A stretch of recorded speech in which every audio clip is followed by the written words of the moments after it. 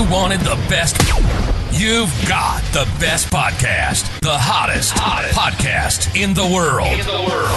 The Chris Voss Show, the preeminent podcast with guests so smart you may experience serious brain bleed. The CEOs, authors, thought leaders, visionaries, and motivators.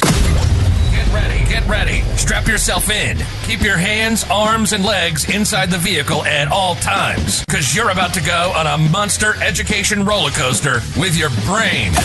Now, here's your host, Chris Voss. Hello, this is Voss here from the Chris Voss Show.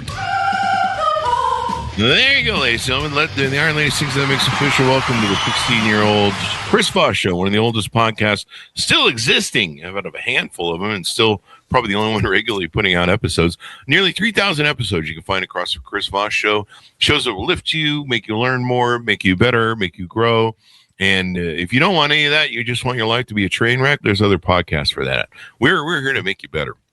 And you guys, refer the show to your family, friends, and relatives. Go to goodreads.com/Chris Voss, LinkedIn.com/Chris Voss, YouTube.com/Chris Voss, and all those crazy places on the internet. Opinions expressed by guests on the podcast are solely their own and do not necessarily reflect the opinions of the host or the Chris Voss Show. Some guests of the show may be advertising on the podcast, but it is not an endorsement or review of any kind. Today's featured author comes to us from bookstolifemarketing.co.uk. With expert publishing to strategic marketing, they help authors reach their audience and maximize their book success. Today we have an amazing young man on the show. We're going to be talking about a couple of his books called, the first one actually is called 4 and 20 Blackbirds by Mark Pierce Sr. We're going to get in with him and some of his insights and some of the things we can learn from him. He is the sixth of 9 children in a fringe middle-class family. He was the second of his siblings to go to college, and it was there as a non-traditional student that the novel began to form. The seedling of a story came from an expository revealed to him by his veteran father in 1984. Welcome to the show. How are you, sir? Thanks, Chris, for having me. Appreciate it. Thanks for coming. Give us a .com's website, social media, emails, wherever you want people to learn about you on the interwebs. Okay, you can try Mark A. Pierce. And also Mark A. Pierce. And we are in the process of getting a website set up on those sites. Sounds good. Give us a 30,000 overview. What's inside this book, please? With the 4 and 20 Blackbirds, it tells a historical rendering of what life was for young African-American men pre-World War II, and then into that war. Okay, what it was like in their community and what it was like for those who actually served in the military. And it follows 2 brothers and their experiences within that setting. They are brothers. One is a go along, get along type personality, and the other is somewhat of a hothead. And so they go back and forth with supporting themselves. And where you said this story originated from your father? Yes. By one time I went back for a visit from California to my hometown, and I was there and I was just talking with him, and he had done some writing himself in the past, and he just said, I want to show you something.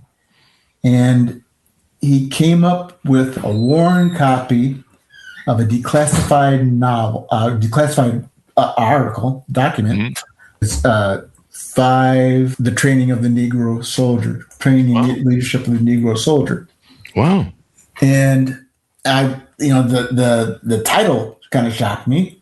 And then, he had me look through it, and I could see, and everything that they had in it was appropriate. But the reason why it was done, and this was a second edition of it, was to ensure that African-American soldiers could feel comfortable in their time of service. And so it was some advice given to commanding officers. Wow. On what things to do and not to do. And this was during World War II, correct? Yes, sir. Yes, sir. And, there's a lot of folks that were involved in that war. And this manuscript you decided should be moved into a book. Is that how it played out? Yes, I started taking notes and doing research because it was just such a big idea and I wanted to make sure it was done right. And I learned in my English coursework that, you got to make a draft.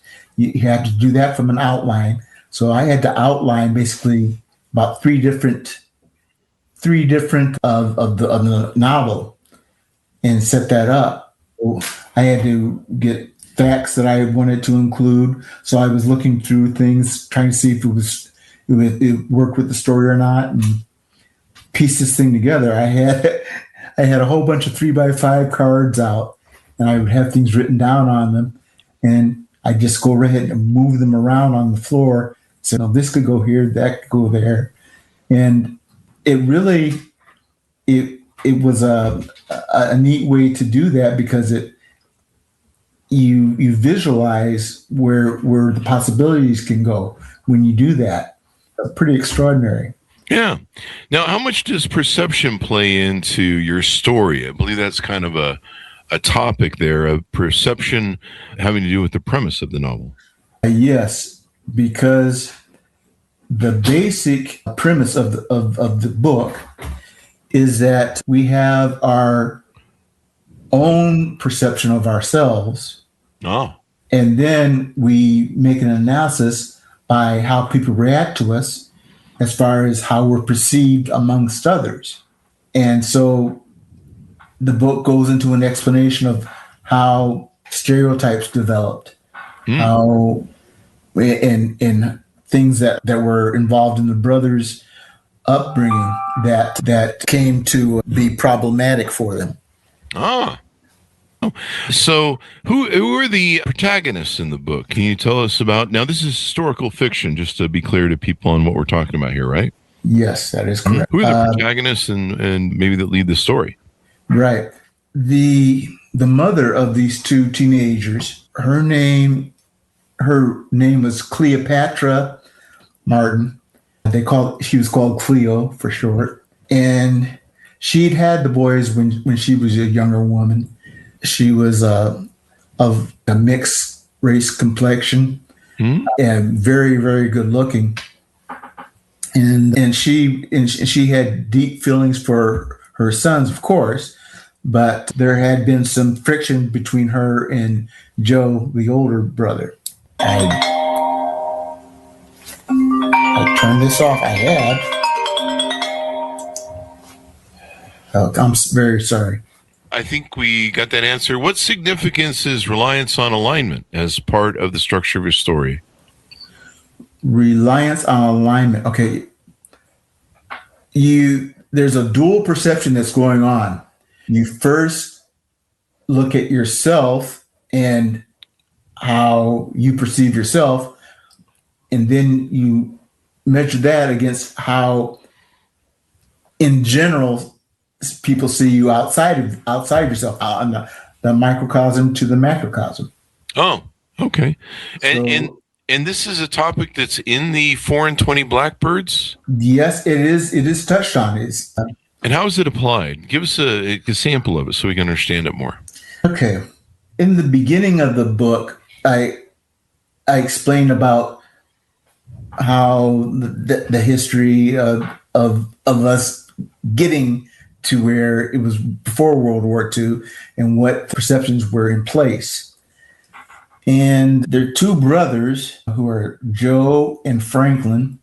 They are at a park outside of Detroit. And in this park, they were playing baseball. And there was some discussion about some interactions they'd had with white teams being able to play on that ball field out there.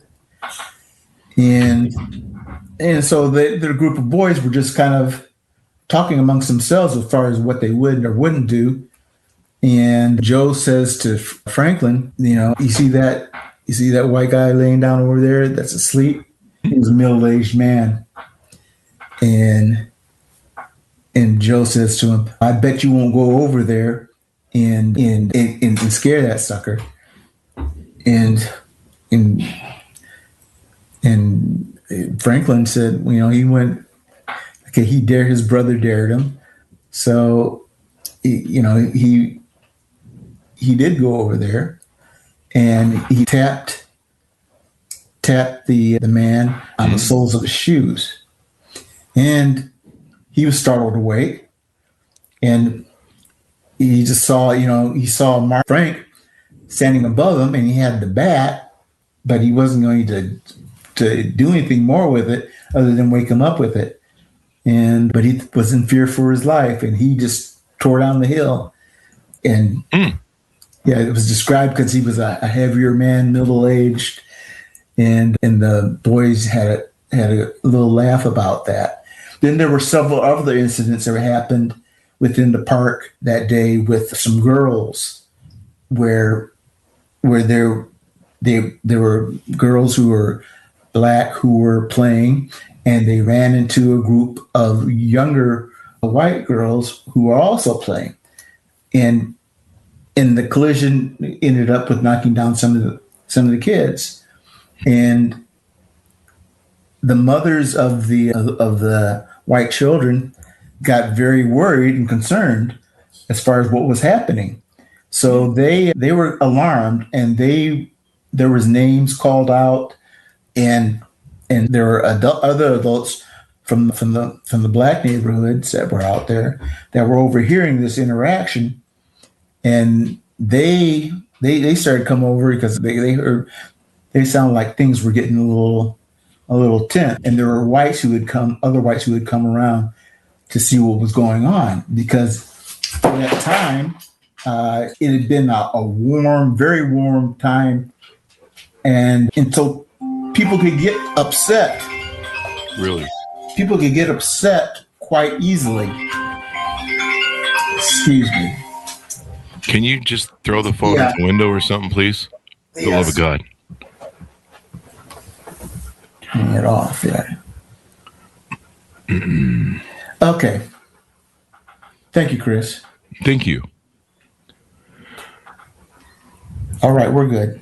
All right, so let's see here. Can you further define interperception and infraperception? Okay, the way that identities come into this is that the interperception is of how you see yourself, how you see yourself, and how you want to be projected to others.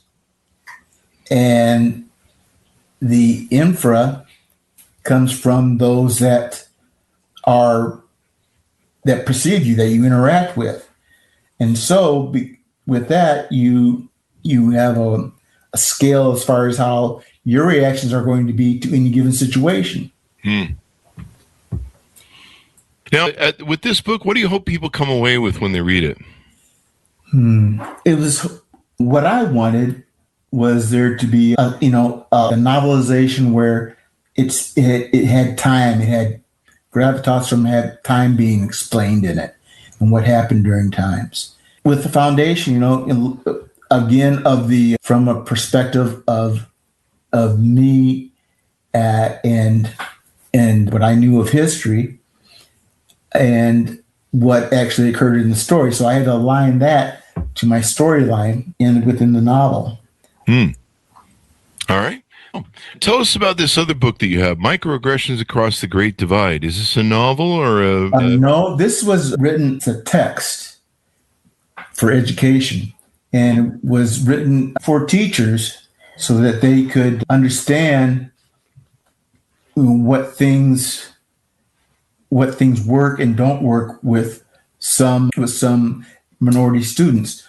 During the time that I was writing this, the original drafts, I was in the Los Angeles school system, and it was a school system that had, at that time, it had busing for several years from the inner city out to the valley, because it was just found that the school standards were not doing well enough for the students, so they wanted to expose them to a more rigorous environment for school. So kids were being bused while these inner city schools were being refitted to improve. Yeah.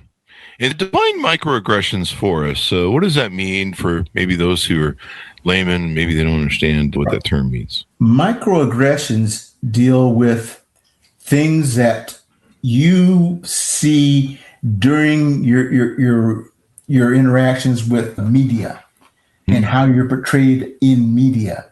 And can form a microaggression, which is basically you feel that you're being stigmatized by what you see, what you read, what you hear, and you are conflicted, and you lose some of your desire to interact because of that microaggression and the threat of stereotype that aligns with that.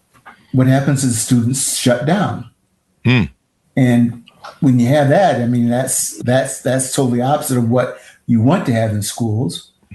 And there are things that teachers could do to prevent that. And that's why I wrote that book. What are some good ways to prevent that? We had to look at everything like discipline, how there were teachers that would have, for students that they had difficulty with, they would have office notes prepared. They would have office notes already prepared for the students to send them out of the class. And they as soon as the student come in, they would hand them that note. Boom, you're gone.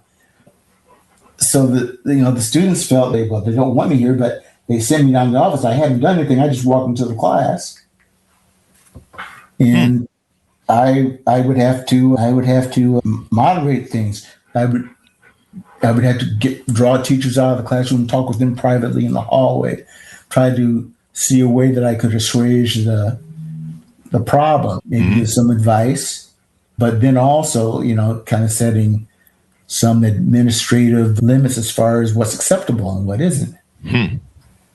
So, how do you control what other people feel? I mean, one of the challenges of the microaggressions is it seems like, a perception of how someone else makes me feel is under my control. I mean, you can be nice to me or you can be mean to me, but how I react to that or how I deal with that is under my control. And any feelings I have about that are under my control. If someone's angry with me, I can feel indifferent. I can feel empowered. You should be angry with me because that you were the wrong person in that case, example. Or I can feel like a victim. In fact, if you have a very victim mindset, you'll tend to react like a victim and wear it like a badge. How do you deal with the aspects of microaggression in that format? Yes, and accountability that has to develop between how the student who has the potential to be marginalized is accepted from the very moment they come into the classroom. How it is when they go ahead and take a seat. Is there any problem with that? Are they causing a conflict in the environment or not? And then being aware that you're not, and that your text is not putting forth little signals that make that a minority student feel like an other. Like I'm always being, I had a hard time with having to read Huckleberry Finn. Really? Yeah. I had problems with that. Yeah. No, I mean, I think there's parts of it that are have endemic racism from that era. Right. But, so does the Bible. Yeah. In fact, probably more. Yeah, because, of how slaves were thought of with that. Yeah. But I don't know. But it is what it is. When you read it, you can go, this is a snapshot of in time. And you mentioned the N-word, NEGRO on the show, which means YouTube's probably going to shit and we've had people on the show that have written books about the word I described before, League of Baseball. and told stories about Jackie Robinson and some of the wonderful gentlemen that came up through those leagues that went on to play amazing baseball and were some of the greatest baseball players ever. And it was interesting to me that YouTube told us that, you can't monetize that video because the person used that word 3 or 4 times. And it was in a historical context. It wasn't in a racial calling someone names. And for me, when I read books or I see stuff like this, I can go, okay, this comes from that era. But I think it's an important thing to recognize and leave alone and not censor it, because it represents that era, and it tells us, hey, this is why racism was bad, and the levers that they used in those times, and this is why hopefully we've made some progression. I'm not sure as much as we thought we had, but hopefully we're making some sort of progress. And the one thing man can learn from his history is that man does not learn from his history, and that's why these things are important. It can be uncomfortable to read those things. It certainly is for me.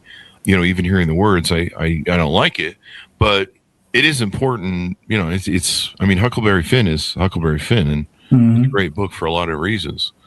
So how do you square that with, some people having that perception of, to me, I just see it as something that is a mark in time and history that we need to learn from. Yeah, but the other thing that can be learned from it, especially with students that are very young and really might not have any idea as far as what they feel about race, they're going to learn that from that book. Oh, so you think they might pick up racism by reading that? They see things illustrated and pointed out to them that maybe they weren't aware of. Also, there could be other of their peers that they get more information from. Yeah. And I can see how that can lead to that. I mean, if someone doesn't have a great foundation, sadly, it's the parents' job to try and teach this at the beginning. I grew up in California. My parents didn't teach us a lot about racism or anything like that, but I grew up in a melting pot of people. Everyone was my friend. I remember when I think it was 11th grade, I think I was in high school, and I had a African-American black best friend. He hung out he ate lunch with us every day. We hung out, played together. I never thought of him as a black man. He was my friend. Exactly. And when we were in the history class together, he was we lived in Utah, and there's a very small percentage of folks there that aren't white.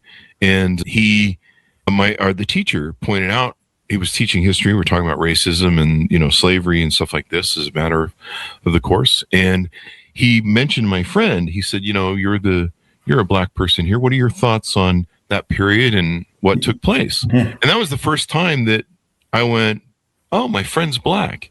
But I grew up in California. I grew up in an open public school system where you had to learn to get along and be friends with everybody. And you really didn't worry about that because everybody was your friend. That's what you're saying. Okay, what you brought up is that example. That's what the problem is with that, is that, we don't want to be the spokesman, for our whole collective. We don't want to be a monolith. And that, that when you have a spotlight put on a person like that, it can make them feel uncomfortable for a few reasons. I thought it was uncomfortable for him. It was definitely unfortunate. Yeah. We don't want to be spokespersons. And he was definitely uncomfortable with it, and I felt bad for him at the time, and I was like, wow, it's really probably something you should put on the spot. I learned a few lessons in that thing, and that's kind of why it's stuck in my brain after all these years. Because no one wants to be pointed out as a person that's different than others. We all want to be human beings together. We all we all have the same dreams, passions, desires. But it was kind of interesting because I remember thinking about my aspect towards color and racism, and I was like, wow, it just did not dawn on me. I'm still that way. But I think, like I said, I think my point was that parents, need to lay this foundation, or sometimes environment will lay this foundation. Although some people, I think parents need to teach this to kids. I mean, racism is learned. It's not you're not born with it. And so it's really important that foundation is laid. And probably like you're talking about, maybe in school, there's some of that laid down at understanding racism, why racism occurs, and why it's unfortunate and not want, and it's not something that really helps everyone. Yes. For that matter. So let's see. Any further questions that you want to do on this book? Any further information on the microaggressions across the Great Divide?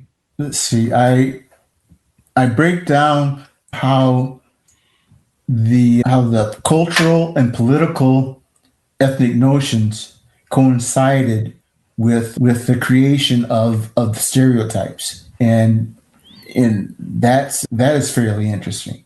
Yeah, because I mean it's a reflection of the culture that opinion has come from, and they can make changes as far as what can be acceptable and believed. So, yeah. As we go out, give people a final pitch out to pick up your books and find out wherever they can, and your website so people can find you there. Yes, my website that is still under construction, but it is at markapierceinc.org. And that is for a website where they'll be able to get a copy of the book. And let's see, I am also on Facebook, and people are welcome to go ahead and contact me on that. I'm also starting my YouTube channel. Oh, yeah. So we'll have a little bit more. Do you want to give a link out to your channel? See, I'm trying to remember the name of it. If you send me the link, we can put it on the post so people have it at the Chris Voss Show. Okay. All right. Sounds good then.